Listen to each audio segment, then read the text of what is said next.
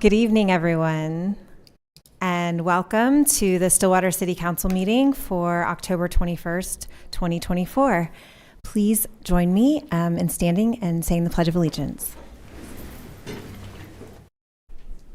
I pledge allegiance to the flag of the United States of America and to the republic for which it stands, one nation, under God, indivisible, with liberty and justice for all.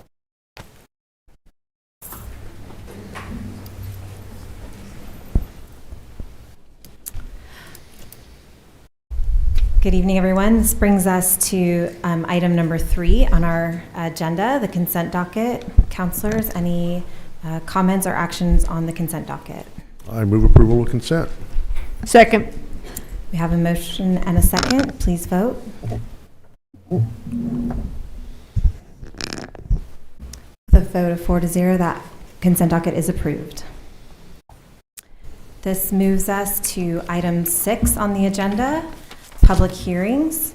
We'll start with item A, receive public comment regarding a request from Progressive Development Corporation, LLC, for a map amendment to rezone property addressed as 1002 South Husband Street from 2-family residential to commercial business district. And Jacqueline Porter, I think, is going to give us a brief presentation. Good evening. Thank you, Vice Mayor and Council members. I'm Jacqueline Porter, presenting on behalf of the Planning Department. The mentioned map amendment request is to rezone the property at 1002 South Husband Street from 2-family residential, RT, and commercial business, CD. Jackie, you got the wrong one up there. That's 1010. Oh, yep, I do. All right. There you go. There we go. Now it's 1002 South Husband Street. From RT and to commercial business to allow for a potential restaurant and or retail site. The subject property is located at the intersection of South Husband Street and West 10th Avenue. Here's an aerial view of the subject property. Empire Slice House and Stone Cloud Stillwater Patio and Tap Room are located on the northeast corner of the intersection of South Husband Street and West 10th. Here's a street view looking west off of South Husband Street. The current zoning of the property is 2-family residential, and 2-family residential surrounds the property to the east, south, and west, and to the north across from West 10th Avenue. The area is commercial business. The future land use map was adopted with the 2030 comprehensive plan with the projected desired use in the area at the time of the adoption of the plan was to be commercial. The applicant is here if you have any questions. Now, are there any questions for staff at this time? Councilors, any questions? Would the applicant like to come up and make any comments or remarks? Corey Williams, 621 South Husband, Stillwater. I appreciate the opportunity to be in front of the council this evening on this. The only thing I was really going to say is, first off, I don't have 100% of an intended use. I do have a non-conforming use happening in that space currently. It's been rented out on a short-term lease to the Payne County Democrats, and I believe as a meeting space, I probably should have had it rezoned before I allowed them to be in there. So that's one of the reasons that I stand before you this evening is A, to ask a little bit of forgiveness, but B, to ask for permission because I think they'll be there through December. But long-term plans, as I've told some of the neighbors, I intend to save the structure, but it will more than likely than not end up as a cafe with a patio setting on the north side, running adjacent to 10th Street, and maybe a little bit on that east side, running to Husband. And so that won't happen for quite some time, trying to stabilize some of the other properties and other things that we've done. But in preparation for what I know is going to be coming down the road, probably in the next year, I wanted to be before this body and get it zoned appropriately. And if you remember, this entire area, not that long back, was a part of the Business Improvement District. And with the Business Improvement District and the incentives that came along with it, there was actually an overlay zoning. And the homes in there were designed in the bid to be able to be utilized as businesses without actually coming in front of this body to do so. It was a little bit of a rainy street down in Austin kind of vibe that we were trying to go for back in that day, and it just never really materialized until 5 years after the bids slept or sunsetted. So just a little bit of history on that area and kind of why I've focused on it. I got there just a little bit late, but I'm glad to stand for questions. Counselors, any questions? Thank you. At this time, I'll open the public hearing, and we do have several folks signed up to speak. I'll just go in the order of the requests I have here. Janet Rogers.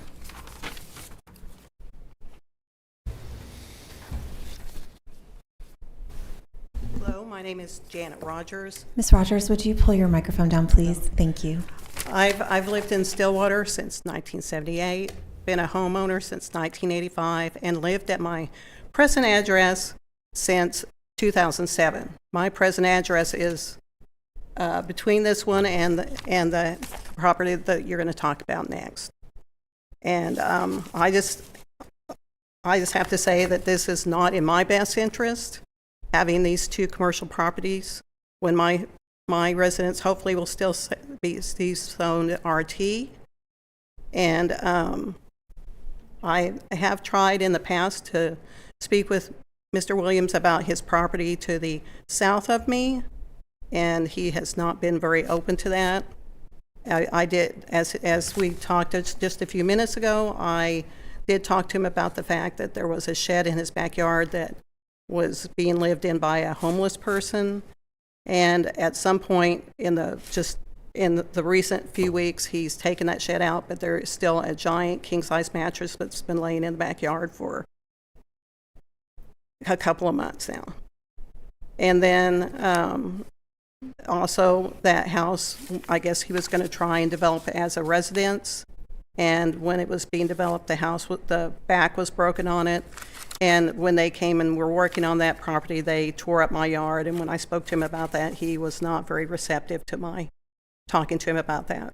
So I just feel like that in developing these two properties on either side of me, that's not, again, I'm going to be a person who's not listened to in terms of my ideas.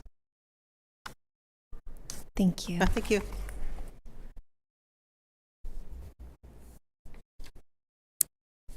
Griffin Pivito. Thank you. I appreciate the opportunity to speak. My name is Griffin Pivito. I live at 1104 South Husband, which is one block south of these properties. I'm a professor in the Spears School of Business at Oklahoma State University. I moved to this area 10 years ago, and I fell in love with this neighborhood. It was close to work, it was close to downtown, it was close to the library, it was close to the farmer's market.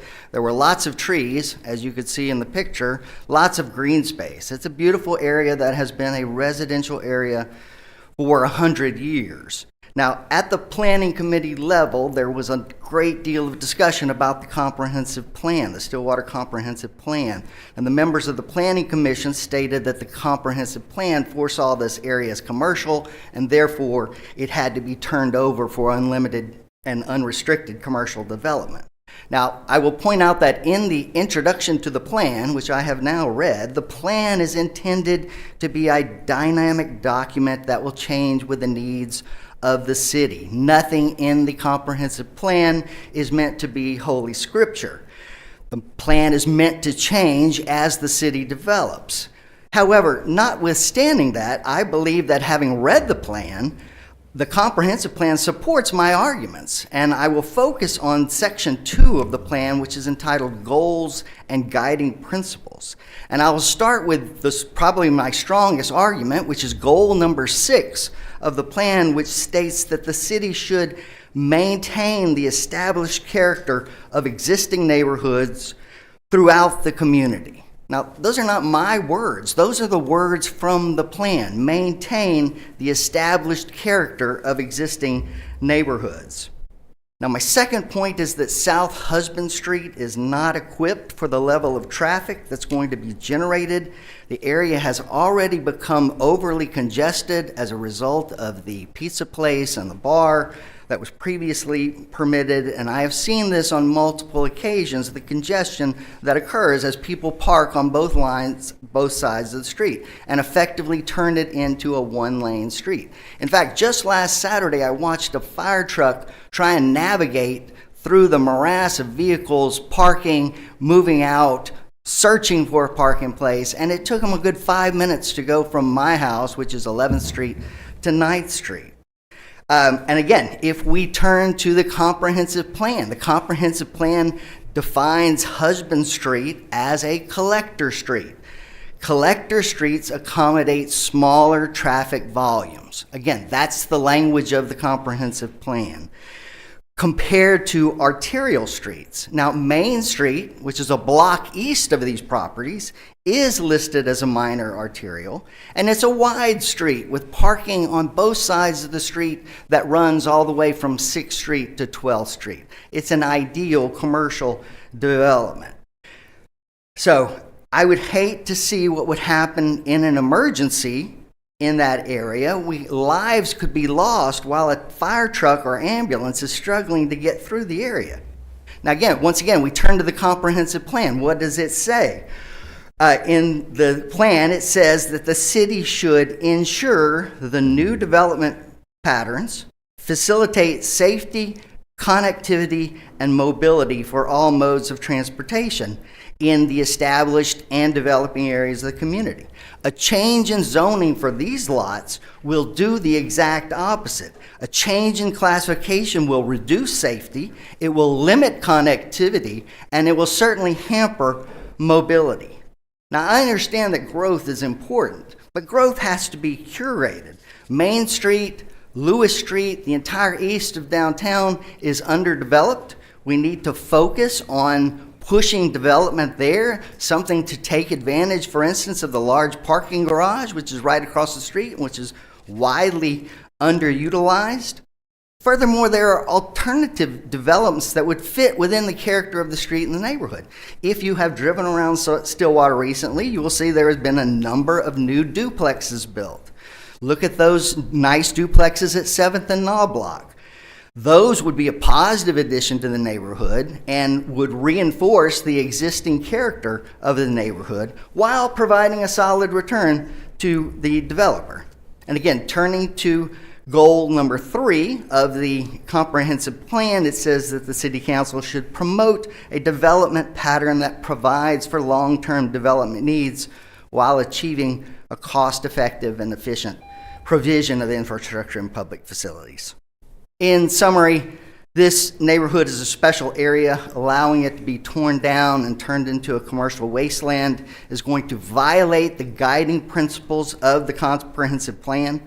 Now, after having read the plan, I will say that the most important goal found in the comprehensive plan is goal number 8. This goal urges the city to enhance the desirability of Stillwater as a place to live, work, play, and visit.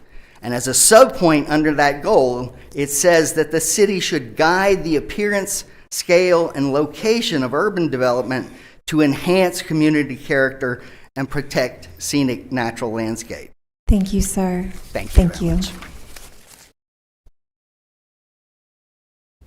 Bruce Parnell.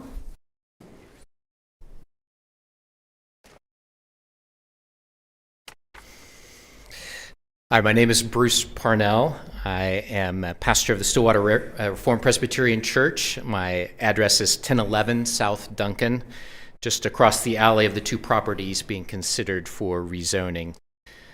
My wife and I moved to Stillwater in 1990. We purchased our first home on that South Duncan Street in 1995.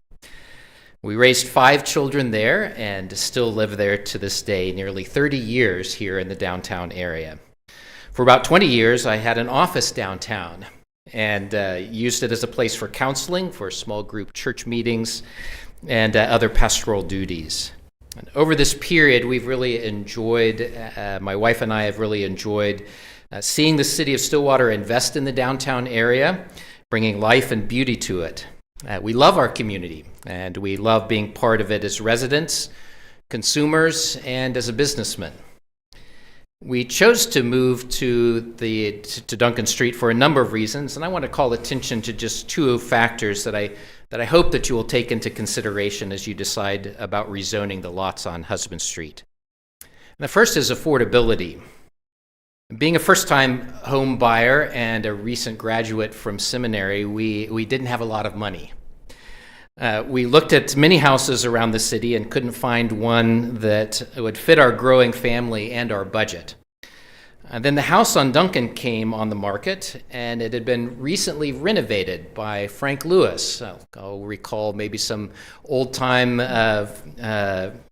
stalwarts here in our city. It was a perfect fit for us in terms of size, price, and the new updates that he had given to it. The point here that I would make is that Stillwater needs a market for first-time home buyers. It's something like a funnel.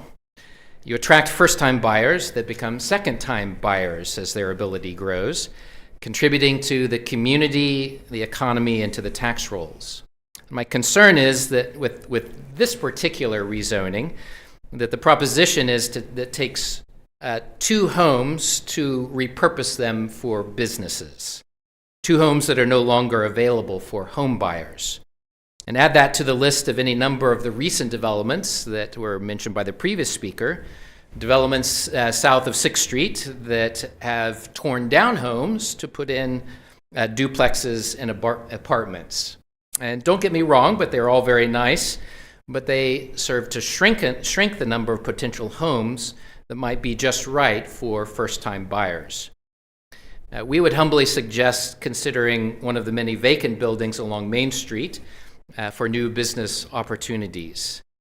This seemed to be the direction of the city was going just 2 years ago, and we've seen some nice examples of that in Hatch and Stonecloud and Empire. But do you really need these two homes? And I would also just note that Mr. Williams, as I came in, asked if I was coming as a friend or a foe.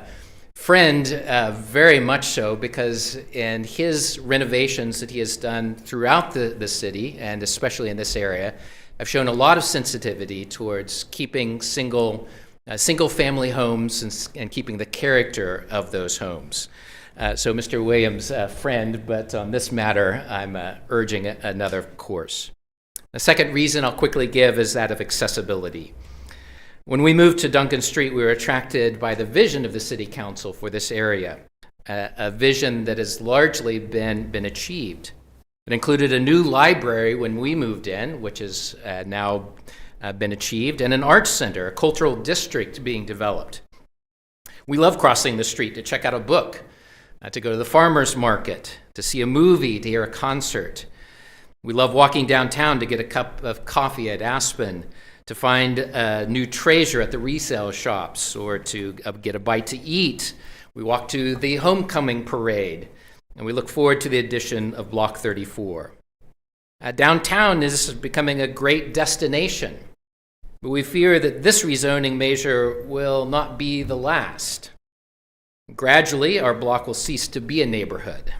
Already, we find traffic and parking to overflow around us. It's a great destination, but it's also a great place to live.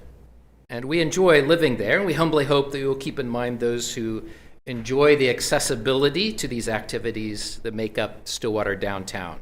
And I'll just close with a question. If you've lived in a neighborhood for 30 years, would you approve this measure for your neighborhood? Thank you very much. Wow, I got that right on the Good button. time. Thank you very much. It's true. Do I stay for questions or? Nope, thank you. Okay, thanks. Is there anybody else that would, I don't have anybody else signed up to speak, but is there anybody else here that would like to still speak? Okay, with that, I'll close the public hearing.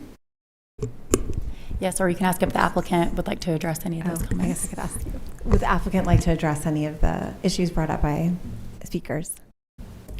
I would. Thank you for the opportunity. It's probably been 5 years now, but I bought the active meth house that was at 1102 South Husband, completely gutted it, renovated it, and put it back onto the tax rolls, and I do believe enhanced the property value substantially of 1104 South Husband, the occupant of whom spoke earlier. In the last 8 years, I've done 8 homes in that immediate vicinity. Let's see, 1005 South Duncan, 1021 South Duncan, 1101 South Duncan, 213 West 11th, 211 West 11th, 1102 South Husband's Unit A and B, and 1116 South Husband. Although I don't live there, there are very few people in the city of Stillwater that care more about that neighborhood than the person standing before you at this very moment. And to Mr. Parnell's question, if you lived there for 30 years, would you want this across the street from you, or would you want this? My answer would be absolutely yes. I live across the street from a dilapidated property that when the person either sells or dies, it will either have to be torn down because it will no longer be habitable, which is some of what's happened in the immediate vicinity of this. And I was in Amsterdam 2 weeks ago, and I just love the European model of zoning because it's different. Americans, we love our rigidity. We love our stop signs, we love our squares and our rectangles, and we love to go to Europe and experience that. But we forget why we're there and what the experience is that we really like. We love the neighborhood cafe. We love the ability to walk and get that cup of coffee, to sit on the patio a half block from our house and have a beer with a colleague or a neighbor and really form those relationships and have those discussions that so many times when you live in a Dallas-oriented neighborhood, you have a 3-car garage, you open the garage, you pull in, you shut the garage behind you, you go inside, you never see your friends and your neighbors. I want to do nothing in this immediate area except build it up. In order to even put in a parking lot, I have to have this zoning to speak to some of the concerns that were addressed this evening. We're not on 1010 South Husband, so I couldn't say what my intended use of that building is. I'll tell you what I intended to do with it, and I'll tell you why I have to do something different now, and how I'm going to do something that won't make me any money at all, but will help alleviate some of the stress in that neighborhood because I think it's the right thing to do. I'm sorry there's still a mattress in my backyard. I was unaware of it. 4 or 5 months ago, I did have that shed taken down at the neighbor's request. If I failed to address her concerns with regard to the subcontractor on that house that we tried to have fixed, trust me when I just say I A, apologize to her, and B, I wish I'd never hired that contractor. The history of this area is actually very interesting. If you go to, let's see, across from 1101 South Duncan is the one at the end of the 1000 block of South Duncan. That was a grocery store. That was the neighborhood grocery store for years and years and years. It would be about 100 yards from your house. So I'm not asking to reinvent the wheel. I hope that over the last course of the developments that you've either driven through and seen the residential stuff that we've done in that area, or that you think that the commercial stuff that we have done has not turned it into a wasteland, but has enhanced and tried to integrate some of the vibrancy into that neighborhood. Progress is sometimes slow. It's incredibly expensive, and I'm trying to develop methodically and be very respectful of that area. I have some really cool things that I hope to be standing in front of this council for in the next 6 months that have the initial plans on that are amazing, that I think the neighbors will actually like. We'll find out at one of these meetings someday.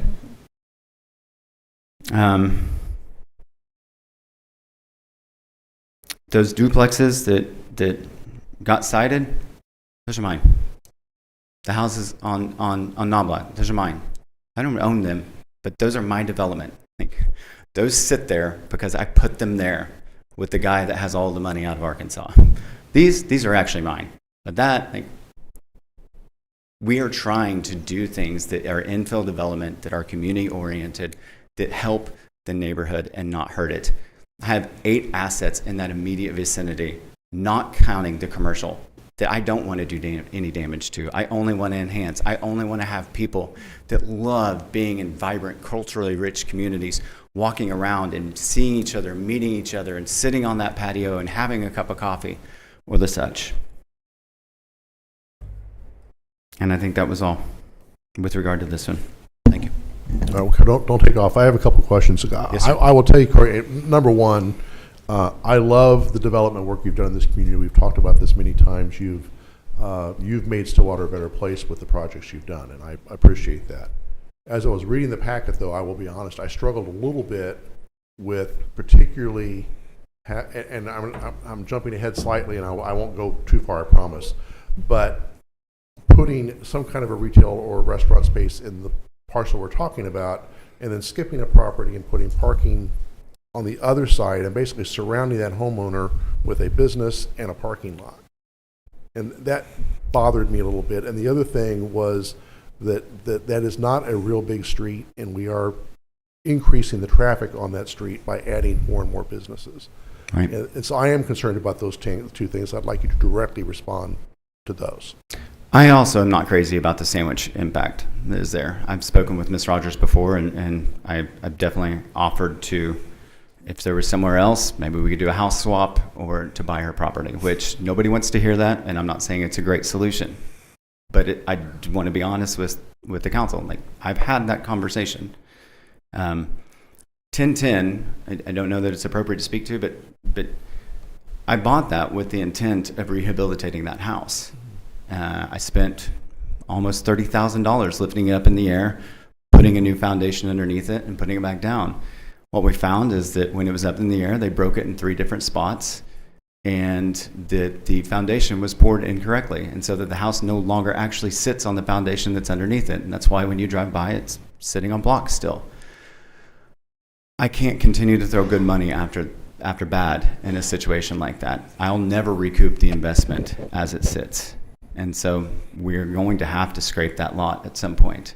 And I don't think that there is enough city-owned parking in the area, and I don't think there's enough private parking in the area to adequately take in the vintage antique mall that is there now, Empire Slice, or Stone Cloud.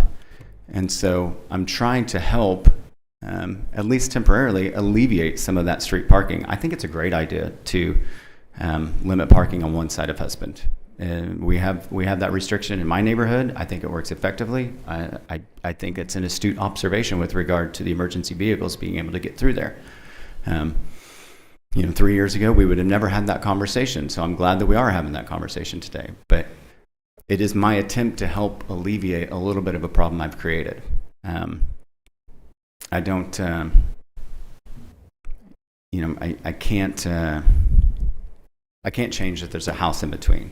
I did come down there for a reason. Back in the day, this was easier. We could have just opened a coffee shop up without really talking with anybody, and we could have opened a restaurant up without talking to anybody. And the neighbors at that time, I thought, had bought into that, so I didn't anticipate that there would be great pushback. And my plans are not 4 stories and 5 stories high. They are neighborhood community eateries. They are parking to get everybody off of the street and not blocking driveways, which is something I see pretty often in that area. And so I didn't really intend to sandwich anybody. It just happened that I thought, I'm going to go ahead and we need the parking, and I need to be able to scrape that lot. And so I just thought we'll file both of these at the same time. My lease with the existing tenant at 1002 ends, and it is my intent to try and move forward with a little cafe there. But I think that's probably a year out. And I know that there's always fear of the unknown, and I'm not a huge fan of that. But it's easier whenever I don't live there, and I understand that too. But I've done nothing in that area to give anybody any indication that I want anything but the absolute best for that area. I've put a whole lot of my own personal capital in each one of those houses. The last time I stood before this body on a rezone was on a house in that area because I bought it at foreclosure. It was a hoarder's paradise. It was terrible. I am not a person who tears anything down, and I walked in that and I didn't get beyond 5 steps beyond the door at 1005 South Duncan. And I said, we're tearing it down. And really bad energy. Bruce knows. He was a neighbor there. We tore that down, and I couldn't build back what was already existing. When I bought it, it was a standalone house. It had a 2-car garage that was detached with a mother-in-law suite above it. We wanted to knock it down and build back exactly that, and I wanted it integrated into the the neighborhood. Well, time had changed, zoning had changed, setbacks had changed. I had to come before this body just to put a new house on the existing property line of everybody else in there. Because the city codes had changed and they wanted a setback of 75 foot. It would have recessed that house tremendously. It would have looked odd and out of place. And in order to have that ADU, if you will, the mother-in-law suite above the two-car garage, which was kind of standard operating procedure back in the day, we had to have it rezoned into a duplex, not as another, you know. And so I say that to say, like, I care greatly about the integrity of this neighborhood. It bothers me that we have a parking issue right now. It bothers me that we have a traffic issue right now. And this is my attempt, in part, to resolve those. Thank you. Any other counselors have any questions for Mr. Williams? Counselor, did I address your question directly? You had absolutely addressed my questions. Okay. I'm not sure you alleviated my concern, but you I understand. But you addressed my I just want to make question. sure that I had at least answered what you needed to hear. Thank you. Thank you. At this time, I can close the public hearing. Counselors, is there any other additional discussion? And Jacqueline, assuming you have a recommendation for us. Y'all don't have any questions for me at this time? Are there any other additional questions, comments from council? Let's talk about, because it's related, let's talk about parking on one side of the street. What's involved in changing that? Well, that is not me, but I can look into it and I can provide you that information. So- But Candy can. Is Vice it Mayor, I think, is it outside yeah, I think we're of getting a little the- far off the application. I know this is complicated, a whole neighborhood thing And to some of talk those about. concerns, and Jackie can speak a little bit to that process, are more appropriately addressed when we talk about development of it. Right now, we're just looking at a request for a map amendment for the rezoning.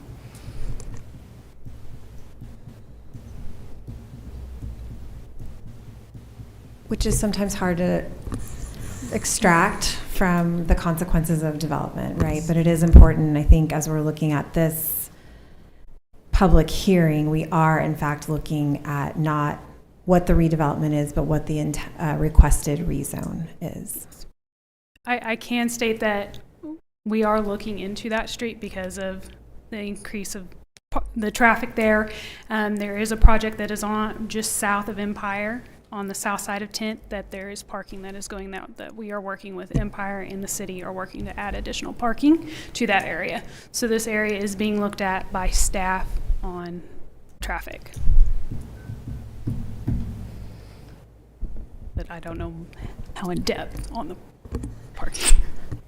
I think from my perspective, when we're looking at rezoning, especially in areas around in the kind of fringe or transitional areas, it can be these jumps from, especially from residential to commercial, can be quite challenging, not only for the community that's there, but just for all of us to kind of think about what challenges might be created from those types of rezoning, and or what opportunities might be created from those types of zoning. I know in my experience as an urban planner and as I travel around in communities, I often really value these transitional spaces that have the opportunity to protect residential zoning in neighborhoods, sometimes having an ease from commercial, from a large commercial property into a slightly less intensive use and then to residential can buffer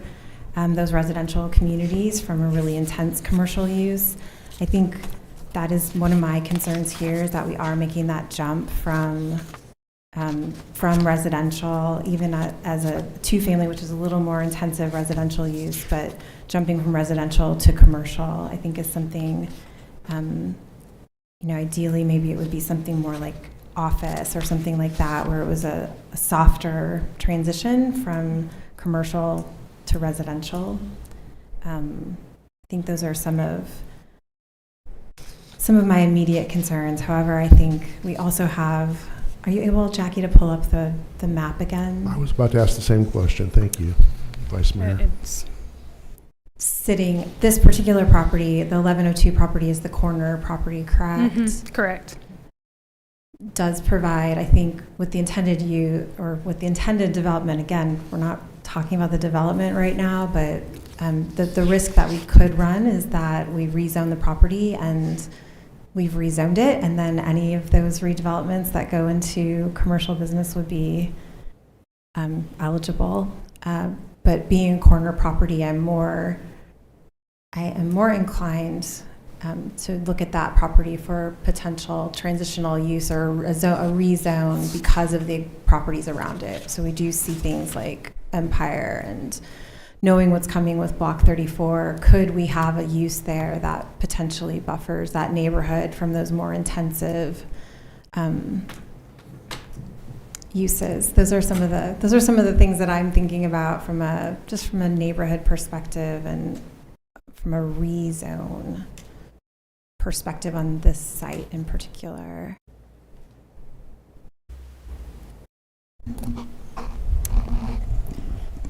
Jack, go ahead. I think this is probably relevant to one of the questions that came up, but I did notice in the packet that there was discussion with the Planning Commission about whether or not there's screening requirements between the two zoning requirements. Can you just explain kind of when that comes into play? Yes. Anytime there's a change of use of a commercial, so there's requirements for screening between residential and commercial of any sort. So if once it's rezoned and a new use is put, screening would be required to make that buffer of any sort to, help with that transition. And that would be required on both sides for both of the rezones that we haven't talked about, but we've Correct. Talked So about. in the next instance, in the next one it would be, and it has, if it is a parking, it has a whole other set of distances as well. Okay. So that screening, what goes into screening? Is that a fence? Is that landscaping? What type of screening are we talking about? It could be all of the above if they wanted to. All the above. So usually it is a screening of visually, but it can be of landscaping as well, of shrubs that are complete screening. Or it can be a whole wall if they wanted to. The whole wall. Not above 4 foot for certain things. Jackie, were you able to say what the Planning Commission? Oh, yes, here, Planning Commission recommended approval with a vote of 3-0.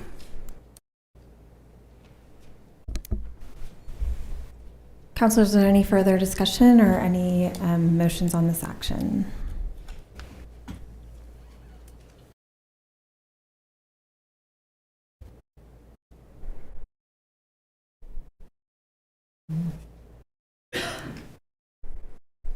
And our choices would be we either accept Planning Commission's recommendation or we do not accept. Yes, those And are we would the make options. a motion for one or the other. Mm-hmm.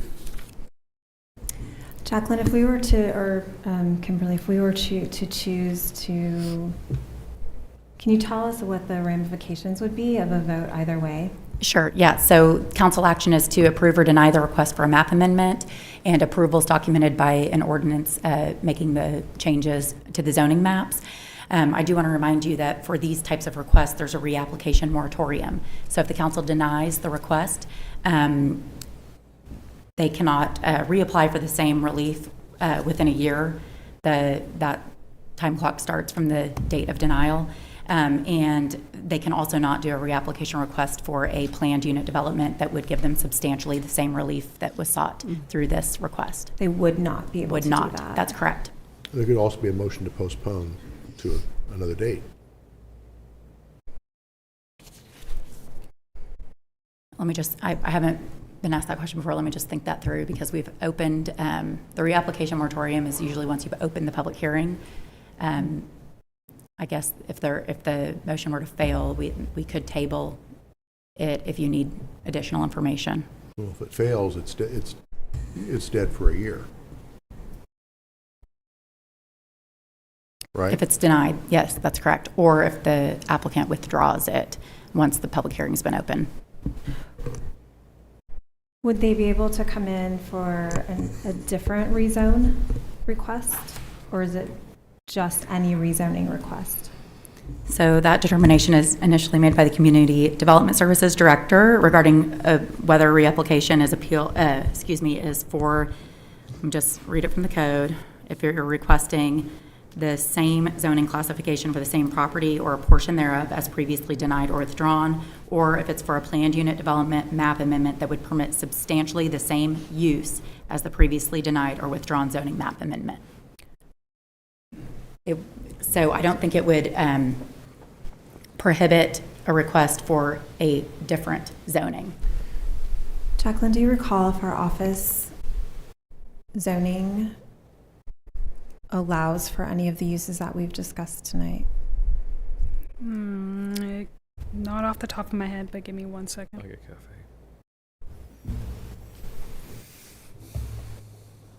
Yeah, like a cafe. I don't know that a cafe would be allowed in office by right. All right, I will move that we accept planning commission's recommendation. Is there a second? Second. Councilors, please vote.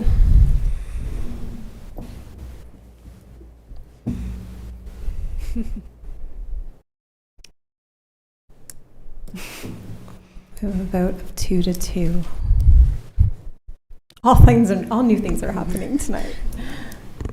Record the vote as 2-2, and could you please, I would recommend a recess for a moment, if we may. Yes, could we? Okay, please record the vote as 2-2, and we will call a short recess. Or may I have a motion to recess? Move to recess for a few minutes. Second. Council's recess shortly. Oh, do we need to vote on recess? Oh, Councilor. Yes, I voted. I didn't look at the vote time. Who was the other no? I didn't look at the vote. Who was the other no? Who I was, but I don't know who the other one was. Thank you, everyone. We will reconvene. Do we need to make a motion to reconvene? No, you can just state the time we're reconvening the regular meeting. Okay. At this time, the Stillwater City Council meeting will reconvene at 6:21. Thank you. As a matter of procedure, I needed to review something. City Clerk, if you could please let the record reflect that pursuant to Section 2-56, a tie vote is no decision. Thank you. I'm going to guess that people will have questions about that later on to understand what their opportunities are, either from the community or from the applicant. They can contact city staff, you included, to understand what that means, correct? Okay. Okay. Item B in our public hearings is to receive public comment regarding a request from Progressive Development Corporation, LLC, on behalf of Outer Banks, LLC, for a map amendment to rezone property addressed as 1010 South Husband Street from 2-family residential to commercial business district. All right, thank you. All right, for this next item, has mentioned the map amendment request for 1010 South Husband Street, rezoning from 2-family residential to commercial business to allow potential parking or commercial redevelopment.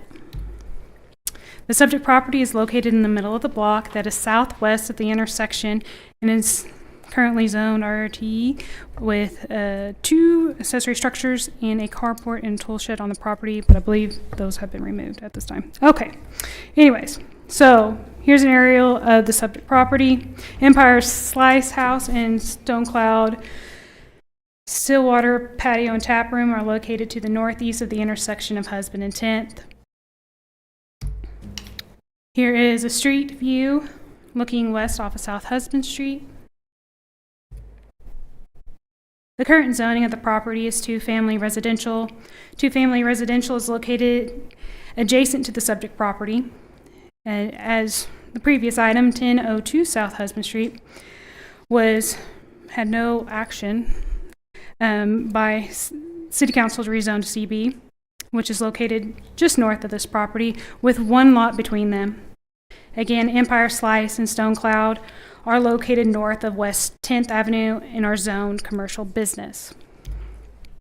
The future land use map was adopted with the 2030 comprehensive plan with projected the desired use in the area at the time of the adoption to be commercial. The applicant is here. Are there any questions for staff at this time? Counselors, any questions for staff? Would the applicant like to come up and make any remarks? I'll withdraw the application at this time. Just leave it on blocks for a while.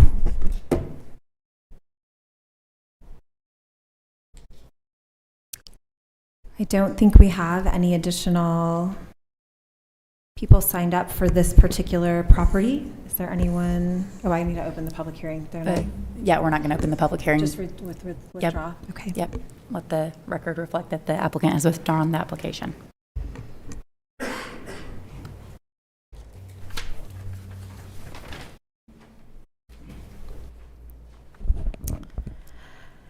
That takes us to item number 7, general orders.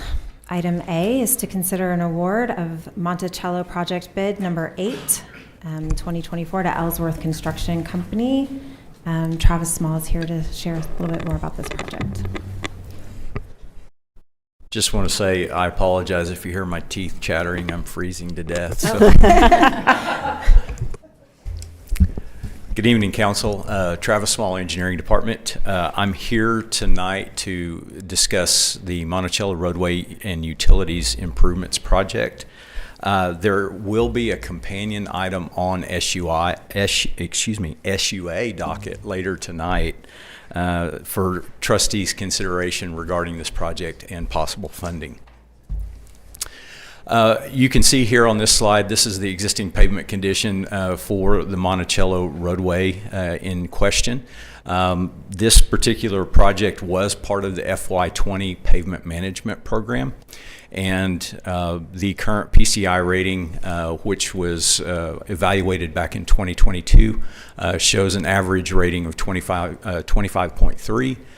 This particular roadway does rank amongst the lowest in the city, and that Travis, explain yes. PCI to the audience, please. Pavement Condition Index, and that is an evaluation of the pavement to determine from a rating of 100, which is best, to 0, which is worst.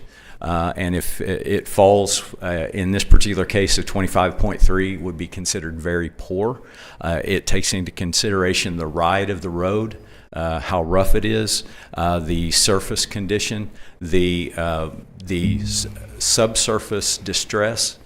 So it takes quite a bit into consideration when we evaluate that. Thank you. You bet. So this slide shows you the basic layout of the project. It does include full reconstruction of Monticello from University to Admiral. It also includes approximately 2,200 linear feet of water line, as well as approximately 400 feet of sanitary sewer. The project was advertised and bids were opened on October 2nd. Staff did evaluate those bids as well as the consultant. Staff also negotiated an amendment with the consultant, Kimberly Horn, to provide support services during construction and provide administrative services at that time.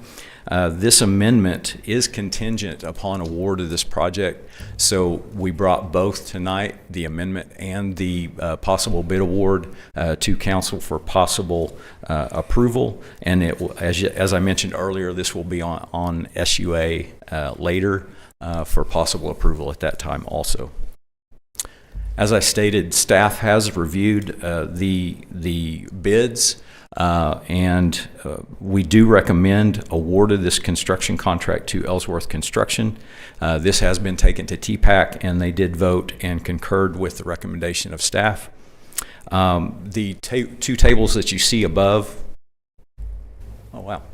So the two tables you see above show you the construction breakdown for the actual construction cost, the administrative support amendment, testing, and contingency. And then you also see below that a budget amendment that breaks it down by fund. And we do have the necessary funds in order to cover this project. So that's the total cost for the project. The schedule, we estimate that this is going to take 360 days approximately. Assuming that we can get this show on the road as soon as possible, we anticipate that we should be able to have this constructed and complete sometime in early 2026, if not earlier. And I will take any questions if you have any at this time. Counselors, any questions? There's a lot of traffic through, am I on? There's a lot of traffic through there during college time. Mm-hmm. What's the plan to work around the university traffic?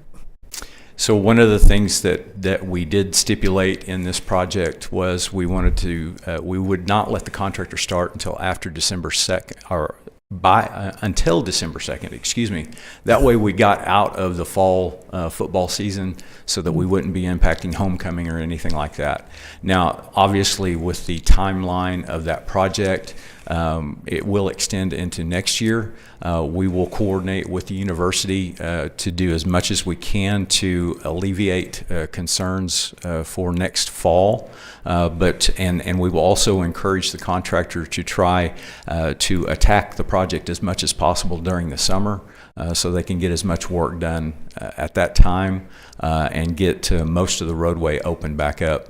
I've got a couple of plans in my mind I'd like to discuss with the contractor once it's awarded to see how we can get it done as quickly as possible. So that's mostly residential. I guess it's all residential, right? It is. So we're going to have to provide access to residents to get in and out of their properties. We have a phased plan for this where we're attacking it almost block by block.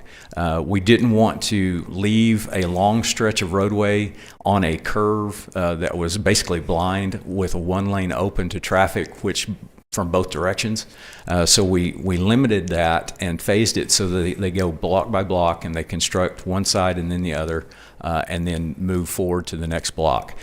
We tried to accommodate that. We will entertain ideas from the contractor if they have a better idea that we can get this done in a quicker fashion and try to make it as safe for the public as possible. When we're talking about like the water lines, are those, and this is just a question for my own curiosity, would those be on one side of the road? So when you're doing one side of the road, that's where the water line is? So you wouldn't have to be doing water lines on both sides of the road as you're going down a block? So essentially you are correct. And part of the project, because we are doing utilities in this project, we stated in the phasing plan that they have to complete all of that before they do any of the other work. So for the most part, the water line on this project is located on the east side of Monticello. There is some crossings there throughout the project, but for the most part, it is on the east side. Thank you. Mm-hmm. I know. Excuse me, I misstated. West side. So the other east side. At the other east, that's correct. I met with a group of the Westwood Neighborhood Association folks last week, and I know this was one of the questions I was asked about is where we were on this process and when this project, when the city had started on this. And so it was ironic that I saw this on the agenda for this week. So it's been a while coming, but we're excited to get this hopefully in construction. I think they are too. They're excited to get it done. Absolutely. They're not excited to get under construction, just to get it done. Once you get it in construction, it will end at some time, and everybody will forget about it at that point. Yep. Do you have a recommended? Yes. Staff recommends award of a unit price contract to Ellsworth Construction OKC LLC for $3,058,797.19. Authorize total construction expenditures not to exceed $3,547,200, which does include construction, construction administration, testing, and contingency.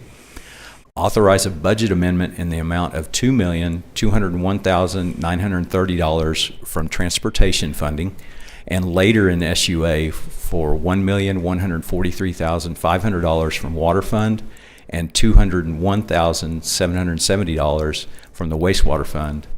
And finally, authorize the city manager to execute contracts and other associated documents. May I suggest one amendment to that motion and also to approve amendment number 5 with Kimley Horn for construction administration services in the amount of $90,900. Counselors? Motion to approve with the suggested amendment from Ms. Carnley. Second. We have a motion and a second. Please vote.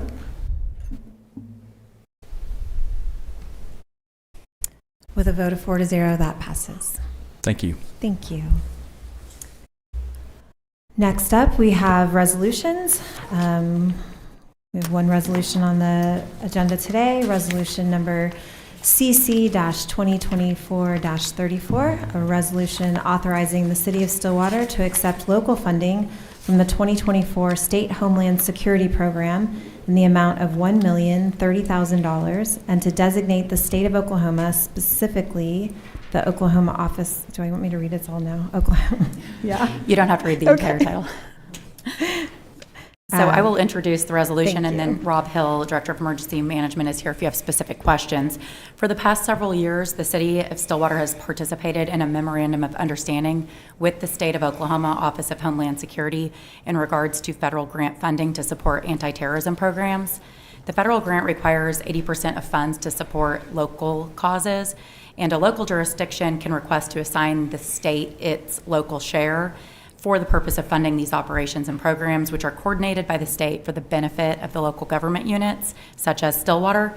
So approval of this resolution would accept local funding in the amount of $1,030,000 and assign it to the Oklahoma Office of Homeland Security to fund planning and operational oversight costs of the Oklahoma Counterterrorism Intelligence Center, which may include funding for fusion center analysts, program management, and enhancing domestic violence extremist capabilities and program management.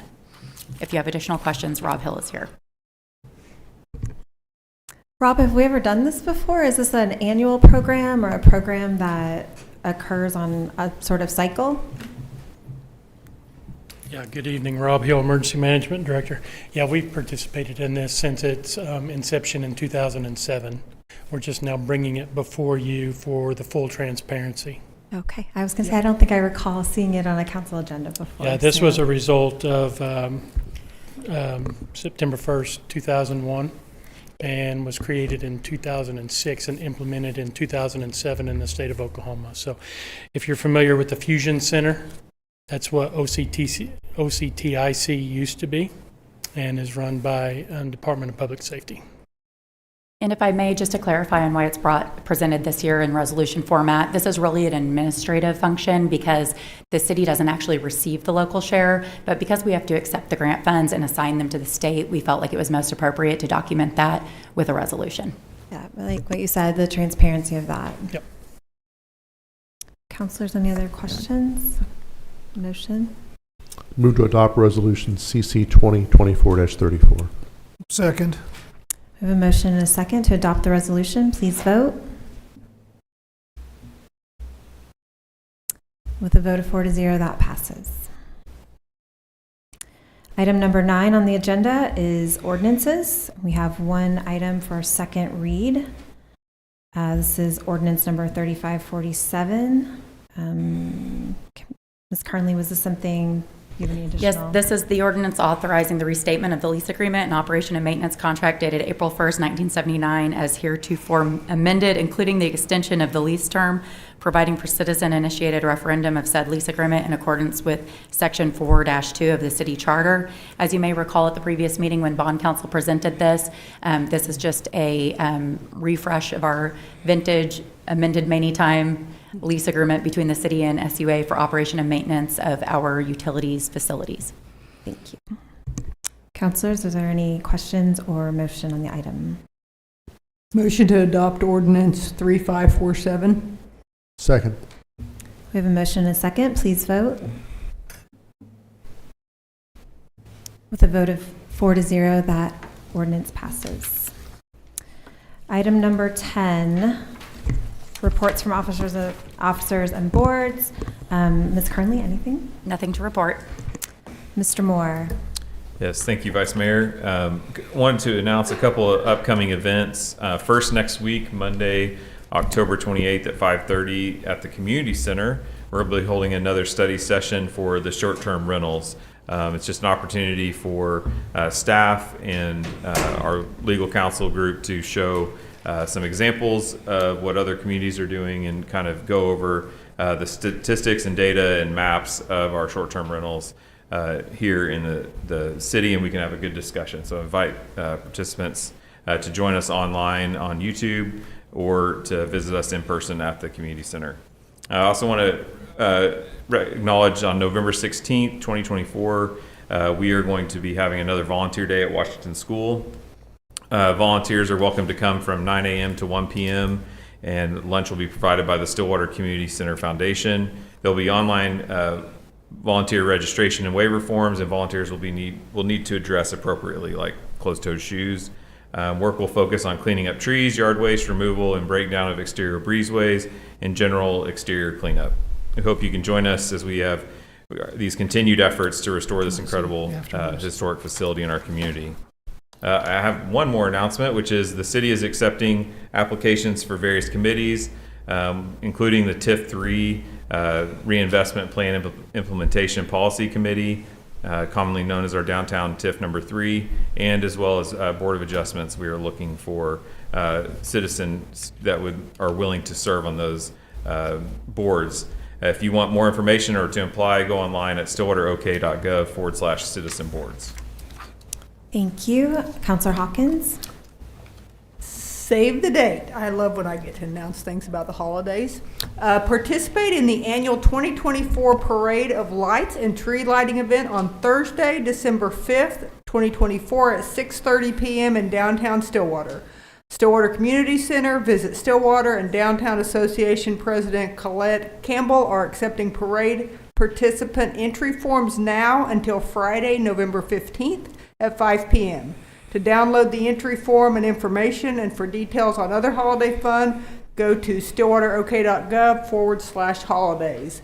And this is such a fun event and was fabulous and huge and blocked off all of Main Street last year, and so I would encourage anyone to participate. Thank you. Councilor Clark. Mark your calendars for Tuesday, October 29, beginning at 4:30 p.m. for the Fountain Dine at Crisp Salmon Plaza in celebration of OSU Homecoming Week. Also in the same area, beginning at 5 p.m., also on October 29, is the Downtown Stillwater Halloween Festival. This is a spectacular, family-friendly event for all ages. Halloween festivities include trick-or-treating at various downtown businesses and organizations, a costume contest, and many vendors. For information about Halloween Festival, go to facebook.com/Downtown Stillwater OK. Also, the 103rd edition of America's Greatest Homecoming will include walk around on Friday, November 1, with street closures at 5 p.m., Sea of Orange Parade on Saturday, November 2nd at 9 a.m., and the football game at 6 p.m. versus Arizona State. Many thanks to city departments, including emergency management, police, fire, public works, communications, community resources, water, waste management, parking, and more, who go above and beyond to ensure these events are fun and safe for the community and Cowboy Nation. Go Pokes and beat the Sun Devils. Councilor Harden. Lexicon is back and better than ever. For those who do not know what Lexicon is, it is the Stillwater Cultural District's free mini comic convention for fans of comic books, science fiction, gaming of all types, cosplay, anime, and pop culture. Events are scheduled from Thursday, October 24th through Saturday, October 26th, with the main event taking place on Saturday from 10 a.m. to 5 p.m. This year's event is a team effort of Stillwater Community Center, Stillwater Public Library, Prairie Arts Center, Stone Cloud Brewing, Stillwater History Museum of the Sherrar, Stillwater Public Schools, City of Stillwater, and Visit Stillwater. For a full list of events, go to visitstillwater.org. Quite a list of partners there. Yes. And I will let you know that we currently have surveys being conducted for our neighborhood parks. If you utilize these specific spaces or live in neighborhoods near these parks, please participate in the short surveys. Also, we know it's early, but we ask that you save the date now and plan to attend the community meeting on January 9th, 2025, to provide input as we develop a vision plan for parks, community spaces, and public facilities. These are your public parks and community spaces, and we want to make sure they meet the needs of our residents and families. Your voice matters. Please plan to join us on January 9th. For more information, go to stillwaterok.gov/parks. I know these are, I play tennis, and I know we have a few of these up at our tennis courts right now. They'll see them as little placards in the ground that have a QR code. So those are great ways. You may be getting some door knocks or some information if you're living in these neighborhoods as well. So please take a moment and let us know how you're using these facilities and how you'd like to use them in the future. And if we have nothing else, is there a motion to adjourn? So moved. Second. There's a motion and a second. Please vote. With a vote of 4-0, the City Council meeting is adjourned. And we will welcome you to the Stillwater Utility Authorities meeting. Let me get my agenda up.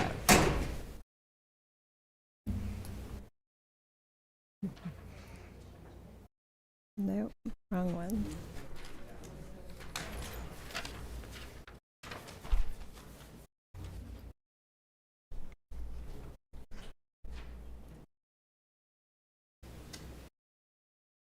Thank you.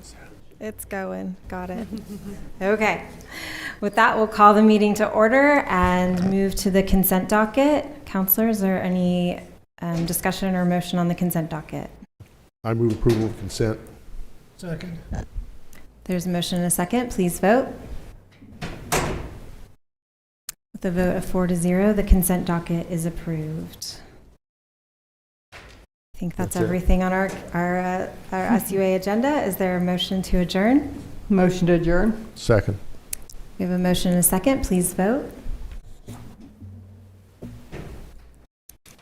The vote of 4-0, we are adjourned. We have SUA, SEDA. And with that, we will call to order the Stillwater Economic Development Authority meeting and move to the consent docket. Counselors, is there any discussion or action on the consent docket? Motion to approve consent docket. Second. We have a motion and a second. Please vote. With a vote of 4-0, the consent docket is approved. And that takes us down to general orders, and we have Carrie Moore here to give us the Chamber Economic Development Quarterly Report. I don't know where the crowd went. We have lots of fun things to update you guys about. I ordered that differently. Just kidding.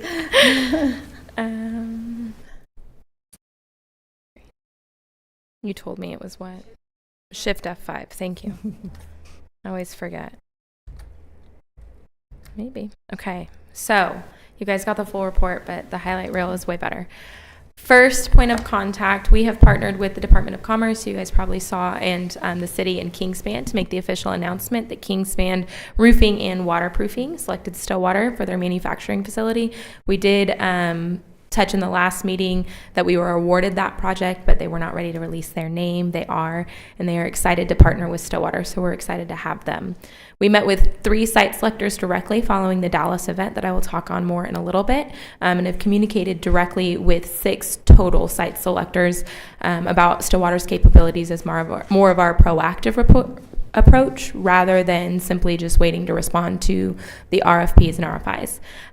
We are working specifically to help fill the old Red Lobster location. It is very visual. It's a prime spot. I've met with 2 different like seafood and steakhouse restaurant companies that are interested in Stillwater, but it would be 2026 before they're at a place to come. So we're still looking, but that is on our radar, and we are actively working on that. We have submitted Commerce Place to 3 different RFP responses. We met with 2 different developers to discuss different opportunities with that. And then we also met with 2 different economic development professionals to discuss how do we approach that space in a very intentional way that prevents lots being sold and then sitting empty, or buildings being built on it with nothing in them. So we're really working to make sure that when we are ready to move on Commerce Place, we have a good long-term sustainable plan for it. As well as we had 16 RFP opportunities come through. We responded to 6 of them. Should I take questions at the end or as I go? Would you prefer?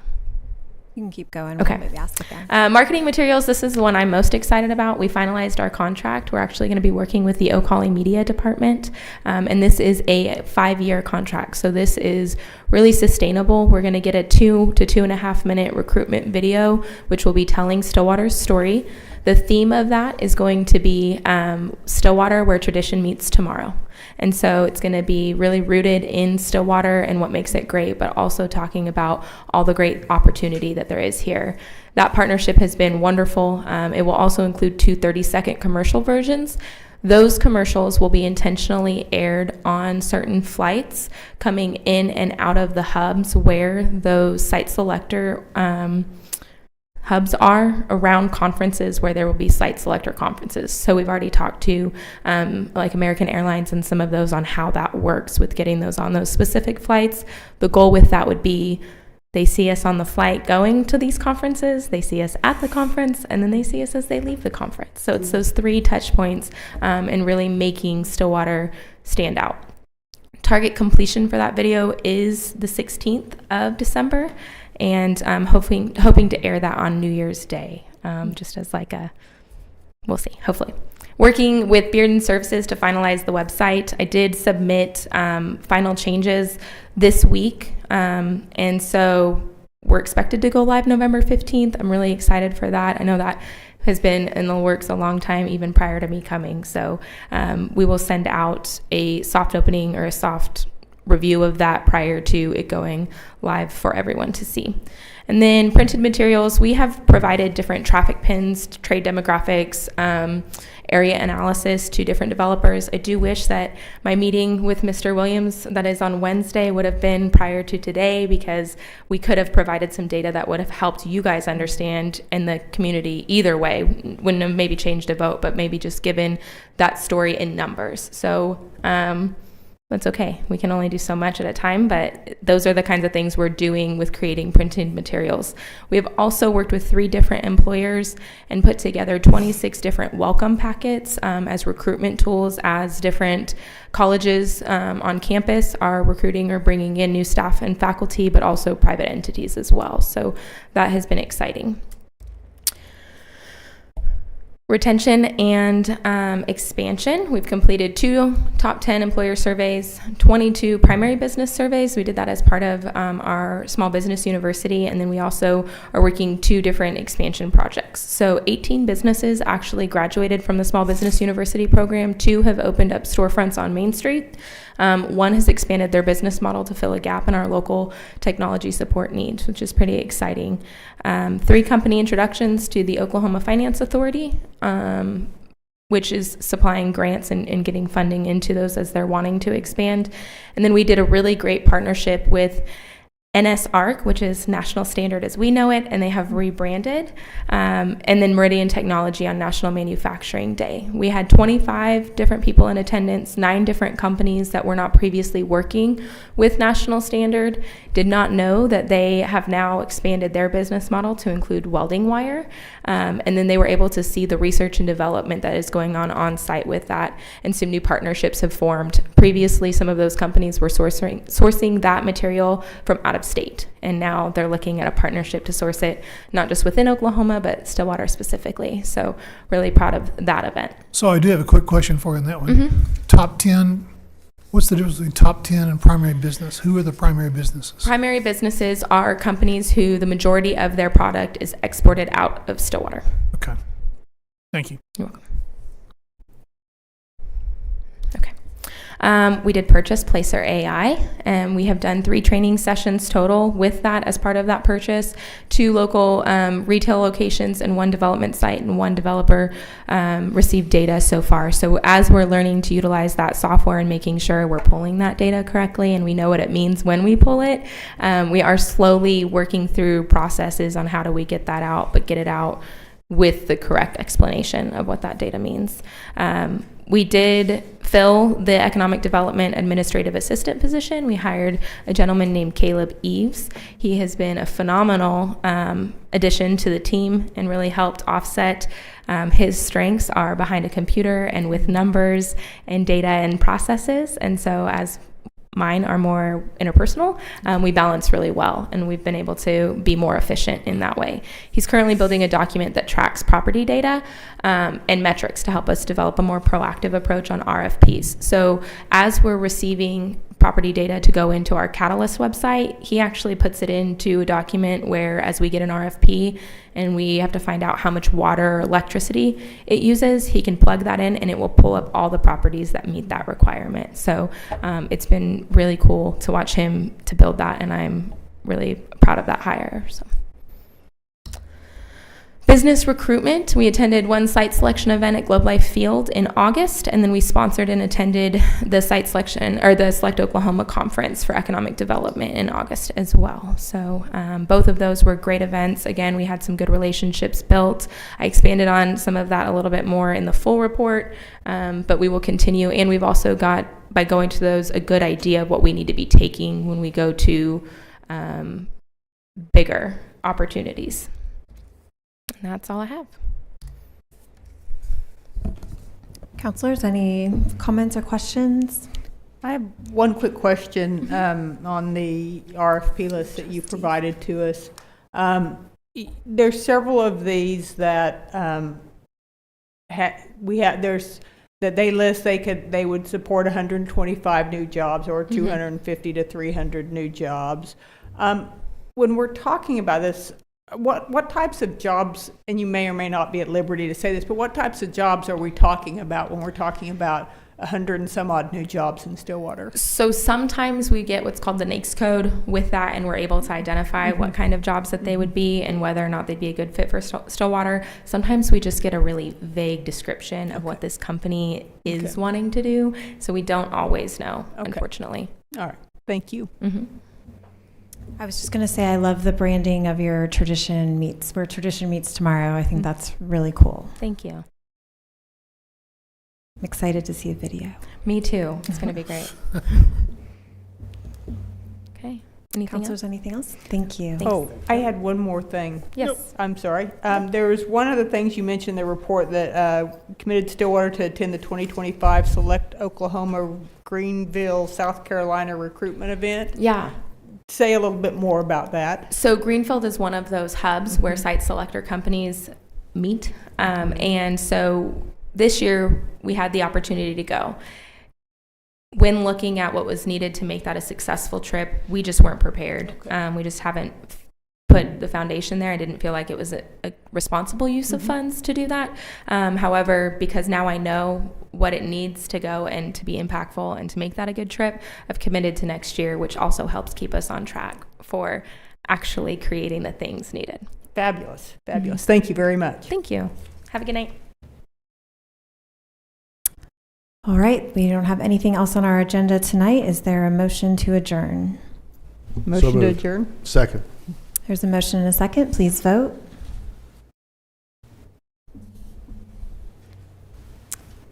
With a vote of 4-0, we are adjourned.